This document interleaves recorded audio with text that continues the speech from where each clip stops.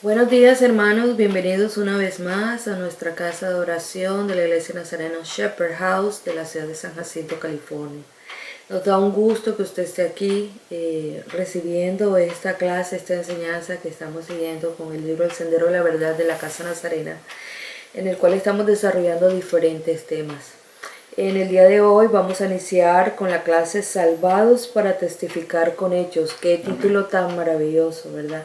Así que pues le damos la cordial bienvenida y le reiteramos nuestros servicios presenciales a las 9 de la mañana y a las 10:30 tenemos nuestra escuela dominical presencial. Los animo, los invito. Venga con su familia y gócese en el Señor. La palabra del Señor dice que debemos estar juntos, unidos en armonía. Amén. Amén. Así que demos inicio a nuestra clase. Pastor, ¿es su tiempo? Amén. Bienvenidos. Entonces, en la clase pasada terminamos con la lección número 8. Y hoy vamos a comenzar con la 9, que se llama, como dijo mi esposa, Salvados para testificar con hechos. Y ese, cuando habla de ese hecho, significa acciones. ¿Ya? El pasaje bíblico de estudio va a estar basado, de la lección esta, va a estar basada en Efesios 2, del 1 al 10. Y de esos 10 versículos, hay uno que siempre tomamos para memorizar, que es el Efesios 2:10, que dice así: porque somos hechura suya, creados en Cristo Jesús para buenas obras, las cuales Dios preparó de antemano para que anduviésemos en ellas. Efesios 2:10. ¿Cuál es el propósito de esta lección? Que nosotros tengamos un recuento profundo del camino de salvación recibido en Cristo. Amén. Y que perseveremos en haciendo buenas obras. Entonces, vamos a leer el Efesios 2 del 1 al 10 para tener un paneo de qué trata la lección. Sí, dice la palabra del Señor así. Efesios 2, verso 1 en adelante. Y Él os dio vida a vosotros cuando estabais muertos en vuestros delitos y pecados, en los cuales anduvisteis en otro tiempo, siguiendo la corriente de este mundo, conforme al príncipe de la potestad del aire, el espíritu que ahora opera en los hijos de desobediencia, entre los cuales también todos nosotros vivimos en otro tiempo en los deseos de nuestra carne, haciendo la voluntad de la carne y de los pensamientos, y éramos por naturaleza hijos de ira, lo mismo que los demás. Pero Dios, que es rico en misericordia, por su gran amor con que nos amó, aun estando nosotros muertos en pecado, nos dio vida juntamente con Cristo. Por gracia sois salvos. Amén. Y juntamente con Él nos resucitó y asimismo nos hizo sentar en los lugares celestiales con Cristo Jesús, para mostrar en los siglos venideros las abundantes riquezas de su gracia en su bondad para con nosotros en Cristo Jesús. Porque por gracia sois salvos por medio de la fe, y esto no de vosotros, pues es don de Dios. Amén.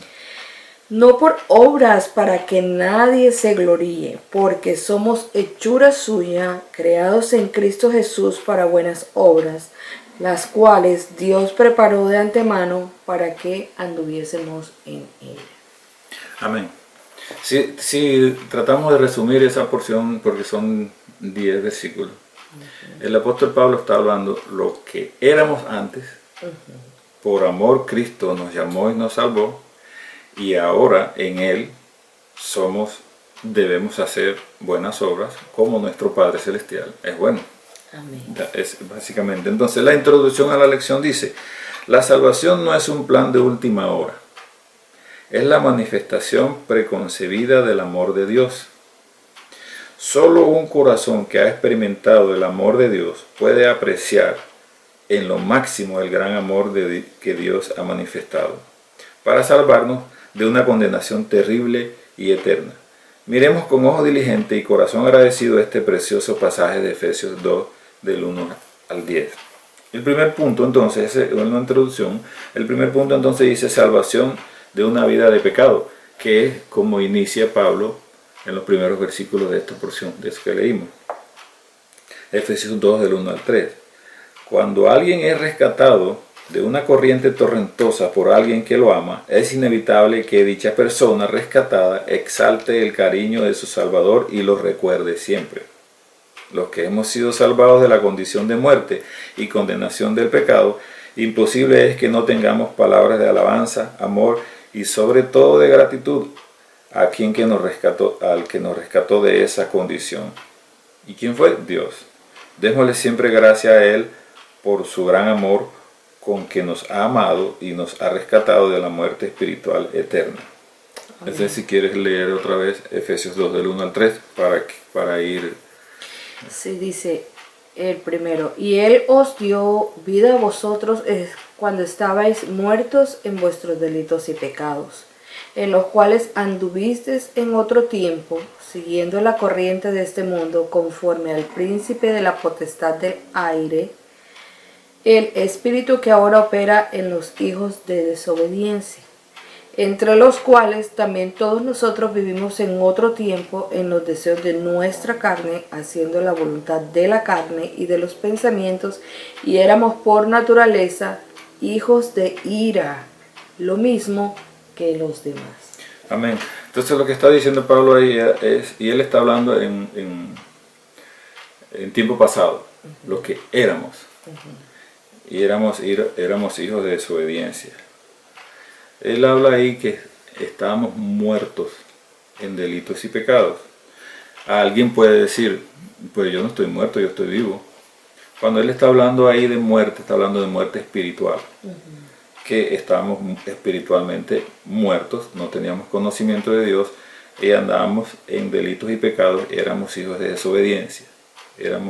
Y operábamos bajo la acción del príncipe. Ese príncipe está en minúscula, porque se está refiriendo a Satanás, del príncipe que opera en el aire, del que opera en este mundo. Indiscutiblemente podemos ver tantas cosas malas en este mundo, operando bajo la acción de este príncipe con minúscula de maldad, príncipe de maldad.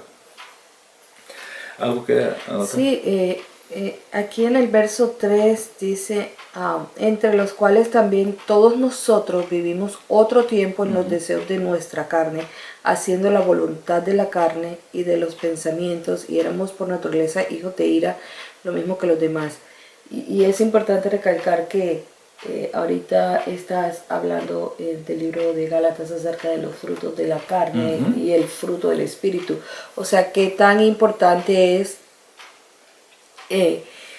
deshacernos o sacar de nosotros o tratar de eliminar esos frutos de la carne que no nos estaba llevando a ningún lugar bueno, o nos estaba llevando a un lugar que nos diera realmente satisfacción positiva, podríamos decirlo así, no sé si es algo correcto. positivo. Exactamente.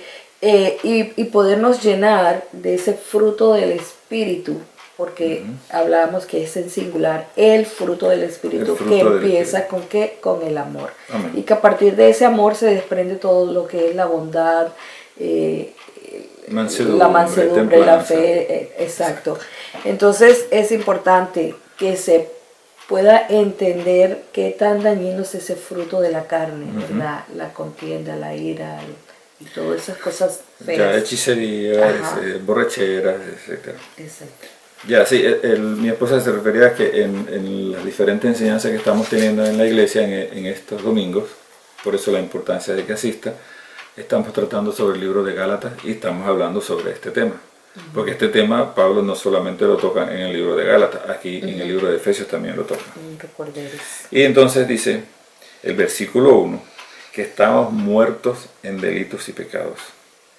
Dice, el apóstol Pablo le recordó a los hermanos de Efesios que su vida en Cristo, Efesios cristianos, de ese momento, fue el resultado de un acto tremendamente trascendental, puesto que antes de estar ellos en Cristo, como también todo aquel que está sin Cristo hoy, estaban muertos espiritualmente. Era lo que hablábamos. En el pensamiento bíblico, muerte es separación y hay tres tipos de muerte. Muerte física, separación de lo material y lo espiritual, o sea, el alma de la persona, y todos vamos a pasar por ella, la muerte física. También está la muerte espiritual, que es la separación de la persona de Dios por no sujetarse a Él. Y en esta muerte se encuentra toda persona sin Cristo, pero de la cual se puede salir. Amén.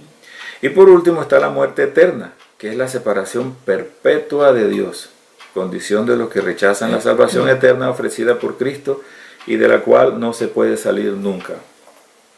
Entonces voy a terminar de leer el párrafo y explicamos un poco. Vivir sin Cristo es vivir en delitos, infracciones de la ley, o sea, violar las leyes de Dios, delitos y pecados, que son las infracciones que se hacen a la voluntad del Señor. Es decir, vivir sin Cristo es estar en problemas perennes con Dios y el prójimo. Este párrafo de la lección habla de 3 tipos de muerte. Entonces tenemos la muerte física, que pues todos vamos a pasar por ella. Es cuando se separa lo material, o sea el cuerpo, de lo espiritual, o sea el alma. La segunda es la muerte espiritual, que es la separación de la persona de Dios. Está separado de Dios por no sujetarse a Él. En esta muerte se encuentra todas las personas que no han recibido a Cristo Jesús como su Señor y Salvador, pero aclara en la lección que de esta muerte se puede salir. Amén.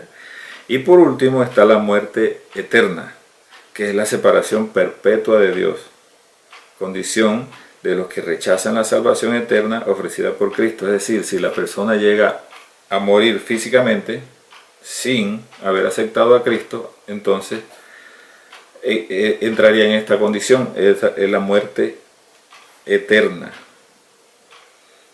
Y aclara que vivir sin Cristo es decir, vivir sin Cristo es estar en problemas perennes con Dios y con el prójimo, no solamente porque algunos dicen, pero esa es mi vida, yo hago lo que... No, realmente estás en problemas tú y las personas que te rodean. Amén. Por tu mal comportamiento, por tu ejemplo, por no tener amor con el prójimo. Entonces tenemos que hemos visto el punto 1 de la lección y en la próxima lección vamos a ver: vivíamos conforme al príncipe de potestad de este aire. Es decir, aquí era lo que estábamos diciendo, que ahí Pablo escribió la palabra príncipe con minúscula y se está refiriendo al enemigo, a Satanás, como usted le quiere llamar. ¿Algo que agregar? No, está bien. Entonces, tratamos de hacer estas lecciones cortitas para que usted no se aburra y podamos irla llevando poco a poco. Entonces vamos a orar para darle gracias al Señor por este tiempo. Gracias, Señor, por este tiempo, Dios, porque nos permites aprender y seguir creciendo, Señor, en esa relación de intimidad que tú quieres con cada uno de nosotros. En el nombre de Cristo Jesús te pido que bendiga a todas las personas que nos están viendo por las redes sociales. Que tú seas, Señor, que tú puedas, Señor, concederles y puedas ser propicio a sus necesidades. En especial, Señor, ponemos a David, Señor. David Somoza en tus manos. Que tú seas tocando su cuerpo, Dios. En el nombre de Cristo Jesús te lo pedimos, Dios. Que tú puedas, Señor, hacer un milagro en su vida. En el nombre de Cristo Jesús te alabamos y te bendecimos, Señor. Amén. Amén. Amén.